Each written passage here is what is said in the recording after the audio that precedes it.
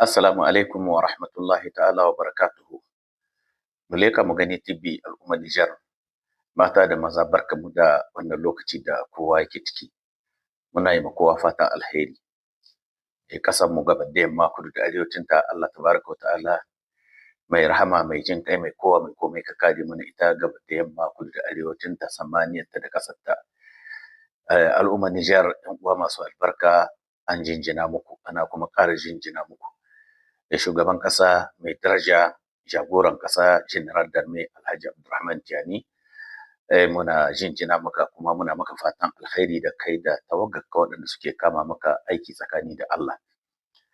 Allah duk mai neman ya gurgunta mana ƙasar mu, duk mai neman ya lahanta mana al'ummar ƙasar mu, walau ta shan ƙwayoyi, walau ta saka su hanyoyi na ta'addanci, walau ta haɗa baki da al'ummar ƙasar mu domin a cuta ma ƙasar mu, Allah ka wargaza waɗannan mutane ko a ina suke zaune a duniya. ‘Yan uwa masu albarka, yau za mu yi bayani ne akan wani abun al'ajabi da ake son a kowace hanya sai an sa al'ummar Nijar sun saba da irin wannan halaye waɗanda ba nasu ba. ‘Yan uwa masu albarka, ku duba ku gani. Wannan abun ƙwaya ce, yanzu salon da an ka ɗauka kuma sai a sa cikin buhunnin gujiya.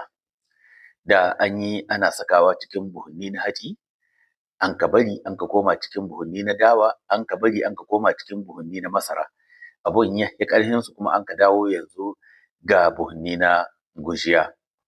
Al'ummar Nijar duk inda muke zaune a duniya da cikin ƙasa da kuma ƙasashen duniya, mu san cewar ƙasar nan ita kaɗai Allah ya bamu. Ba mu da wani abu mai muhimmanci a rayuwar mu ta duniya wanda ya yi mana ƙasar nan tamu.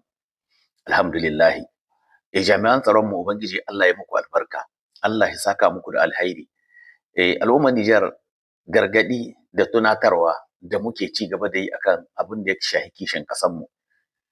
Ba kishin ƙasa ba gabaki bane yake ba.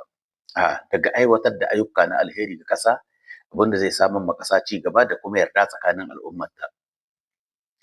Al'ummar mu da suke zaune a ƙasashen waje, ku kiyayi ɗauka albada wadda ba a binciki menene a cikinta ba. Kamin a baka asabtu daga inda zaka tafi zuwa gida ko wani wuri, ka sa a buɗe abin ɗin ka ga da meye suke ciki kamin ka ɗaukan ma kanka haɗari, domin wasu abubuwa sabtun su ne yanzu ake badawa. Sai a baka albada kai ka shekaru ko shekara 2 ko shekara 3 kana ganin arka ne, kana neman abin da zaka koma gida, ka ɗan samu abin da ka samu zaka koma sai wani ya zagaya a haɗa baki da shi, ka ɗauki wani abu wanda ba ka san wani irin abu bane a baka a ce gashi, har a ƙara maka da kuɗin hanya. Ku yi hankali al'ummar mu ta Nijar. Waɗanda suke zaune cikin ƙasa su daina irin zaman nan na jiran tsuntsu ya faɗo daga sama. Ma'ana kana jiran a turo maka abu kuma ka san ba mai kyau bane, domin kai ka san wanda za ka yi ka sarrafa shi a cikin ƙasa ko kuma ka ƙara yi gaba da shi a cikin zurfin ƙasa har ya zuwa tsallakewar ƙasa. Jama'an tsaron mu suna iyakar ƙoƙarin su al'ummar mu ta Nijar. Jami'an tsaronmu suna iyakar ƙoƙarinsu al'ummar mu ta Nijar. Mai hankali. Jami'an tsaron nan ku duba ku gani. Yanzu mutum in ya taso daga wata uwa duniya sai shi ce tun da ya taso daga wata ƙasa ba a taɓa buɗe mai kaya ba sai da ya shigo Nijar an ka buɗe mai kaya. To ai Nijar ita ce destination final taka ta tahiyar da ka yi. Kuma in cuta ce ai ba wannan ƙasar za ka baro ma ita, shi yasa wannan ƙasar ba za su iya buɗe maka ma kaya sai su barka ka tai tunda sun san gidanku za ka je. Amma in ka cutar ta a cikin gidanku fa. Jama'a ku duba irin ƙwaya mai haɗari da wasu bayan Allah suke ƙoƙarin cewar sai sun shiga da ita cikin Nijar domin su saba ma al'ummar mu da shaye-shaye abin da babu shi cikin tarihin ƙasar mu. Don haka jami'an tsaron mu in suka binciki kaya a yi ta surutu, a'a tunda ni taso daga wata ƙasa babu wanda ya buɗe min kayana amma ina zuwa cikin ƙasar mu an ka buɗe su. Ana da hujja. Yanzu ku duba wannan inda ba a buɗe kayan nan ba saboda Allah za a san wannan bala'in ina za a da shi. Shaye-shaye ana son dai dole sai an sa al'ummar Nijar sun soma yin abin da ba su sani ba. Hukuma idan abu ya zo gabanta ta bincike shi ko na waye. In an ka bincika ba wani kama mutum za a yi ba. Kuma lokacin za a ɗauka ana bincike in ba komai cikin kayanka minti 5 ma ko minti 4 ko minti 10 ma an kai dai in dai baka da abun lahi menene matsala. Ba abin da ka zo da shi za a ƙwace maka ba. amma in an kaga abu wani kayan laifi a ciki su wannan ana kwace su, kuma a tambayi ka meye sanadiyyar da kake son ka shiga da su cikin ƙasa. Don haka al'ummar mu ta Nijar mu dai namu gargaɗi gwargwadon abin da ya sawwaka muna gaya ma al'ummar mu su yi hankali. Su yi hankali, ana so a yi amfani da al'ummar Nijar domin a ɓata mana tarbiyyar al'ummar mu. Kada ku yarda 'yan Nijar da muke zaune ƙasashen waje dan Allah dan Annabi duk wanda zai baku sauti kowane iri ne ku bincike shi, ko wannan gushiyar da kuka ga an sa wannan kwaya ciki ana iya a bada sautin buhuhuna, tunda ana iya a ce wane tunda Nijar zaka bari mu sayi gushiyar nan ka kai mana ita da bakin iyaka sai ka shigar mana da ita gida saboda za a yi aikin gona ko za a yi wani abu da ita. Yan uwa masu albarka, Hausa sun ce idan kunne ya ji jiki ya tsira. Mu dai ba mu da wani abin da ke gargaɗi, kuma ba abin da ke mana ƙasar mu. Banda addinin Allah babu abin da muke takama da shi kamar ƙasar mu ta Nijar. Yan uwa masu albarka mu tausaya ma ƙasar nan tamu.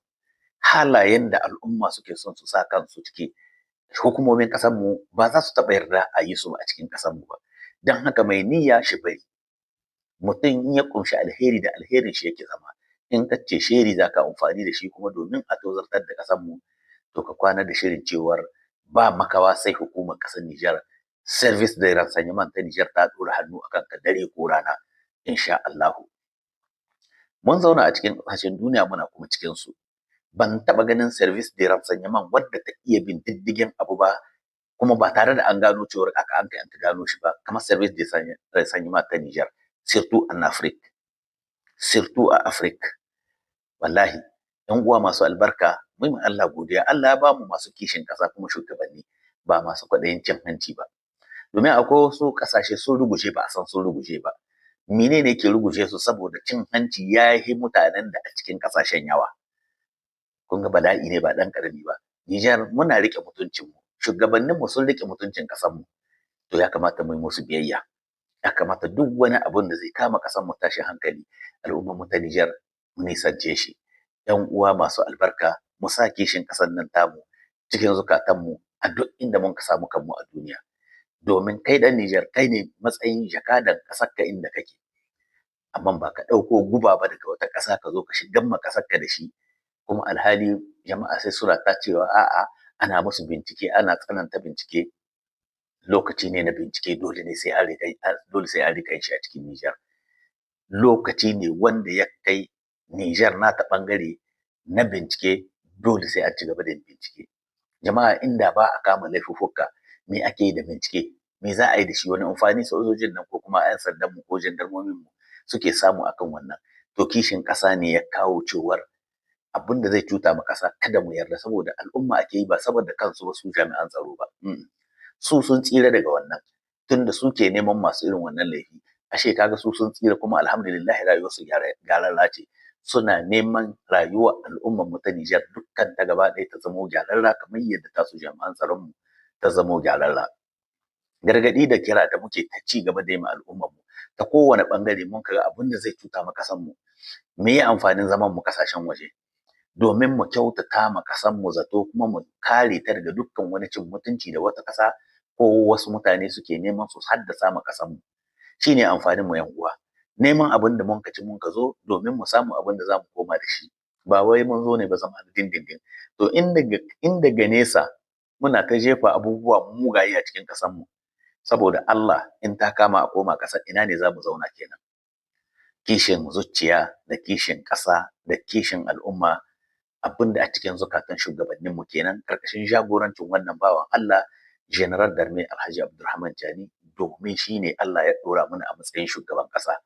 Wajibi ne mu sadaukar da rayuwar mu ga kula da darajar ƙasar mu da kuma abin da zai kiyaye mutuncin ƙasar mu a duk inda mun ka samu kanmu a duniya. Al'ummar mu kuma na ƙasa da suke cikin ƙasa zaune. Wallahi ku daina zaman jiran cewar a kawo abu wanda bai da kyau a cikin ƙasa ku zama ku kuke dillancin shi. Hukuma ba za ta bar ku ba. Kuma wallahi kamar kuna kunna wuta ne inda bai kamata ku kunna ta ba.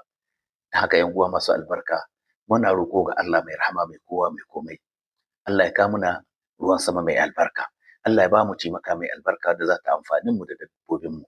Kuma 'yan uwa masu albarka mu guji haɗa baki da mugayen ɗiya 'yan ta'adda.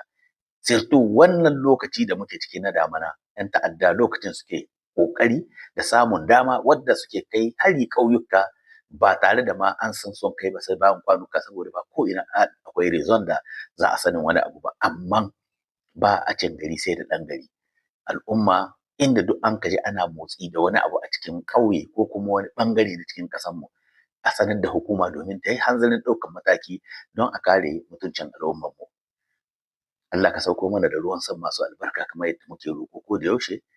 Allah ka raba mu da ibtila'in ɓarnar ruwa. Ubangiji Allah ka sauko mana da abinci mai albarka. Allah ka ba mu abin da za mu ci mai albarka da dabbobinmu. Ƙasanmu ƙasa ce ta mutunci, ƙasanmu ƙasa ce mai iya yi ma bawan Allah da yake zaune a cikinta kowane nau'i na taimako domin ƙasa ce mai albarka. Don haka ‘yan uwa masu albarka muna godiya ga Allah. Allah kare mana shugabanninmu. A nan za mu dakata sai kuma wani shiri na gaba. Mu leƙa mu gani TV. Salamu alaikum wa rahmatullahi ta'ala wa barakatuhu.